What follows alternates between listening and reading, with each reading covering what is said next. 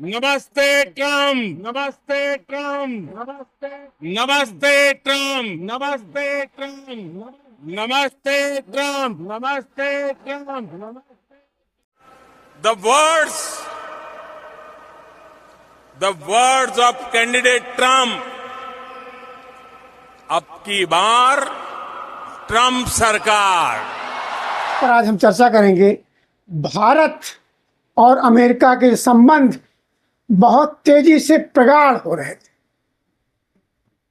मजबूत हो रहे थे, लेकिन धीरे धीरे उस संबंध में कटुता सा नजर आने लगी है। हमारा घनिष्ठ मित्र रूस मुझे लगा कुछ दूर होने लगा। अब ट्रंप ने भी भारत को आंख दिखाना प्रारंभ कर दिया। आप देखने इस पर दस्तक। मैं हूं राजू यादव। भारत रूस पर ट्रंप की टिप्पणी एक सियासत, रणनीति या हताशा, आप लोग खुद समझिए कि क्या है। डोनाल्ड ट्रंप अमेरिका के राष्ट्रपति हैं और देश के प्रधानमंत्री मोदी जी अमेरिका में जाकर कहा था अब की बार ट्रंप सरकार। In India have connected well with President Trump. The words of candidate Trump. अब की बार ट्रंप सरकार। ट्रंप जी के बयानों से, विवादास्पद बयान को लेकर इसमें भारत में चर्चा बहुत तेज है। इस बार निशाने पर है भारत और रूस, दोनों ही देश जिन्हें ट्रंप ने मृत अर्थव्यवस्थाएं कहा। यह बयान न केवल कूटनीतिक दृष्टिकोण से गंभीर है, बल्कि ये भारत की वास्तविक आर्थिक स्थिति को भी नजरअंदाज करता है। कहते भारत की विकासशील जो स्थिति है उसे नजरअंदाज नहीं किया सकता है, लेकिन हमारा मित्र, मोदी का मित्र, उसे नजरअंदाज कर रहा है। डोनाल्ड ट्रंप क्या बोले मैं बताता हूं आपको। भारत और रूस अपनी मरी हुई अर्थव्यवस्थाओं को एक साथ डुबो सकते हैं, लेकिन सच्चाई इसके विपरीत है। भारत 2025 तक दुनिया की सबसे तेजी से बढ़ती अर्थव्यवस्था रहेगा, ऐसा दावा है। भारत अमेरिका व्यापार $131 मिलियन है। भारत रूस व्यापार $68.7 मिलियन है, वो भी एक सीमित क्षेत्र में है। ट्रंप की टिप्पणी सिर्फ राजनीतिक हताशा है, हकीकत नहीं। ट्रंप जी बोलते हैं भारत की अर्थव्यवस्था मरी हुई है। जिस देश की अर्थव्यवस्था 15% से ज्यादा ग्लोबल ग्रोथ में योगदान दे रही है, वो अर्थव्यवस्था मरी हुई कैसे हो सकती। भारत की जीडीपी $1.8 ट्रिलियन हो, जो 6.8 की विकास दर से बढ़ रहा है, उसे डोनाल्ड ट्रंप मरी हुई बता रहे हैं। इससे अनुमान लगाया जा सकता है क्या डोनाल्ड ट्रंप का मोदी से मोह भंग हो चुका है। भारत वर्तमान में दुनिया की चौथी सबसे बड़ी अर्थव्यवस्था है, जिसका आकार लगभग $3.8 ट्रिलियन है। सोचो 2025-26 तक भारत की विकास दर 6.4 से 6.8 तक रहने का अनुमान है, जो प्रमुख वैश्विक अर्थव्यवस्थाओं में अग्रणी है। विश्व बैंक, IMF, ADB तथा अन्य प्रतिष्ठित वैश्विक संस्थाएं लगातार भारत को दुनिया की सबसे तेजी से उभरती अर्थव्यवस्था के रूप में रेखांकित कर रही है, लेकिन डोनाल्ड ट्रंप को शायद ये नजर नहीं आ रहा, या फिर ट्रंप का पाकिस्तान प्रेम जग रहा है। विश्व बैंक के आंकड़ों के मुताबिक 2023 और 2024 में दुनिया की आर्थिक प्रगति में भारतीय अर्थव्यवस्था का योगदान 15% से भी ज्यादा था। भारतीय अर्थव्यवस्था का आकार लगभग 3.8 ट्रिलियन डॉलर है और ये दुनिया की चौथी सबसे बड़ी अर्थव्यवस्था है। ट्रंप जी ने ये दिखाने की कोशिश की है कि भारत रूस से अधिक कारोबार करता है, जबकि अमेरिका के साथ बहुत कम होता है। ये ट्रंप की हताशा है या निराशा है या मोदी प्रेम कम हो रहा है या भारतीय अर्थव्यवस्था उभर रही है, इसलिए उसे कहीं ना कहीं ये आखर रही है। इसीलिए ट्रंप जी का प्रेम पाकिस्तान के प्रति ज्यादा बढ़ रहा है। ये बात भी पूरी तरह गलत है। 2024-25 में भारत और रूस का द्विपक्षीय कारोबार 68.7 बिलियन डॉलर का था, जिसमें 85% हिस्सा रक्षा और ऊर्जा, तेल व गैस का था। दूसरी ओर पिछले साल भारत और अमेरिका का द्विपक्षीय कारोबार 131 बिलियन डॉलर था।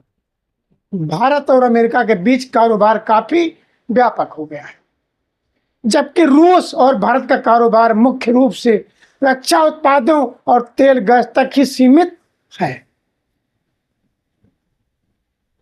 भारत अमेरिका व्यापार संबंध में आपको बताता हूं किस तरीके से पाकिस्तान प्रेम की वजह से ट्रंप जी भारत को नजरअंदाज कर सकते हैं। आप जानिए, भारत और अमेरिका के बीच 2024-25 में 131 बिलियन डॉलर का द्विपक्षीय व्यापार हुआ, जो व्यापक तकनीकी, सेवा, चिकित्सा और रक्षा क्षेत्र में को कवर करता है।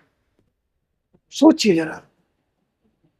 और भारत रूस के साथ भी ऊर्जा और रक्षा आवश्यकताओं की पूर्ति हेतु व्यापार करता है, परंतु यह एक सीमित और रणनीतिक साझेदारी है। आपको जानना होगा भारत का दृष्टिकोण क्या है। आखिर क्यों अमेरिका नजरअंदाज करने को मजबूर? भारत अपने सभी वैश्विक साझेदारों के साथ बहुपक्षीय संतुलन, आत्मनिर्भरता और परस्पर लाभ की नीति पर चलता है। हम किसी भी राष्ट्र द्वारा भारत की विदेश नीति या आर्थिक संभावनाओं पर की गई एक पक्षीय और निराधार टिप्पणी को महत्व नहीं देते।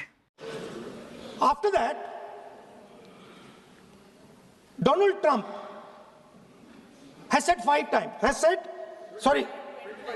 29 times. 29 times he said, 29 बार उन्होंने बोला कि भैया मैंने सीज फायर करवाया है। अच्छा, अगर वो झूठ बोल रहे हैं तो अपने भाषण में यहां प्रधानमंत्री कह दें कि वो झूठ बोल रहे हैं। यहां पे अगर दम है तो यहां पे प्रधानमंत्री बोल दे कि ट्रंप झूठ बोल रहे हैं। If he has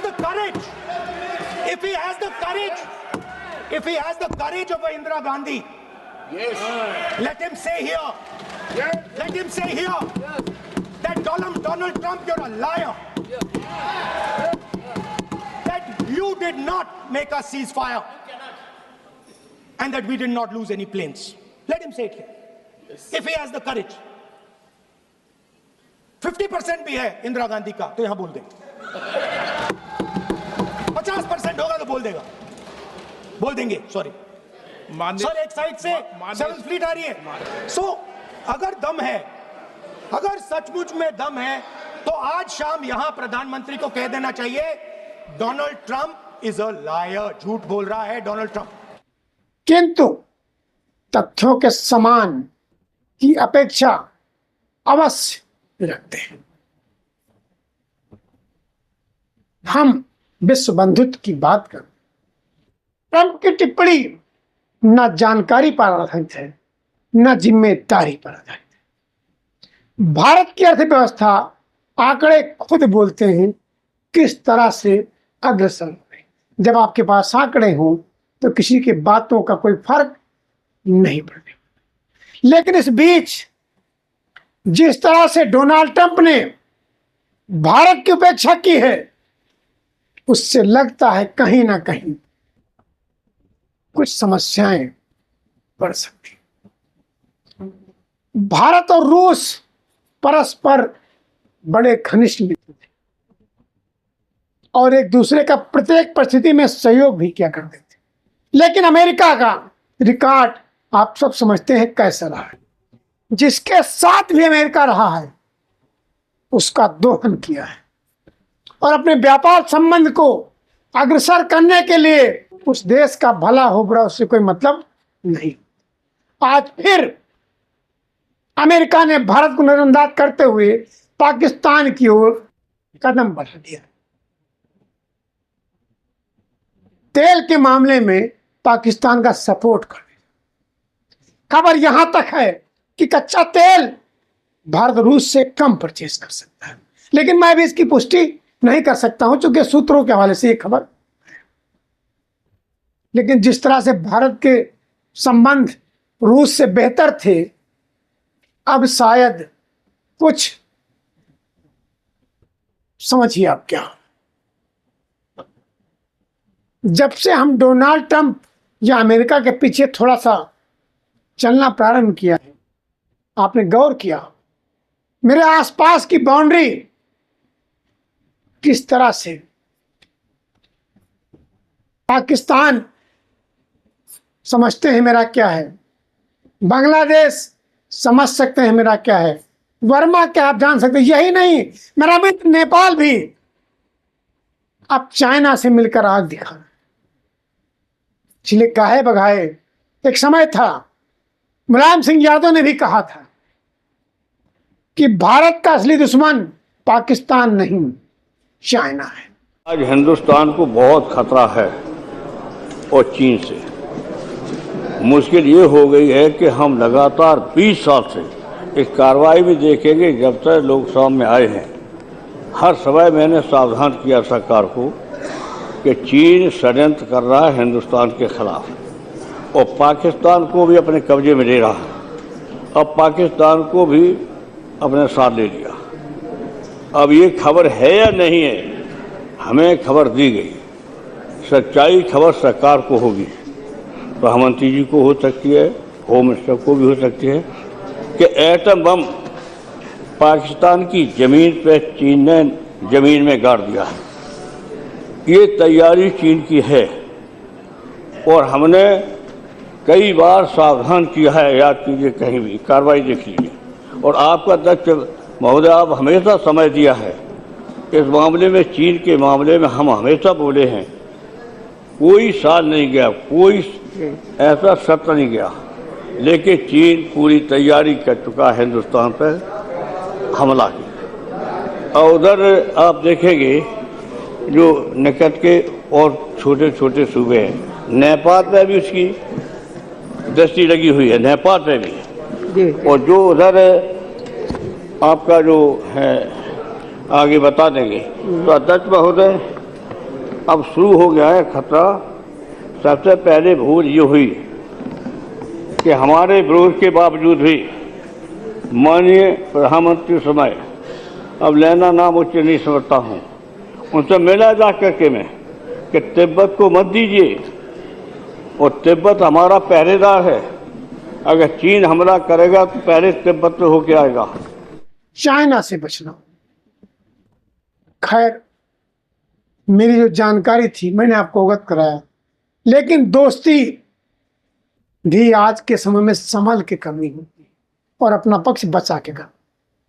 अगर आप सभी ने अभी तक निष्पक्ष दस्तक चैनल को सब्सक्राइब नहीं किया है तो जरूर सब्सक्राइब करें और कमेंट्स करें कि मुझे किस तरह की खबरें आपको लाकर देनी होगी।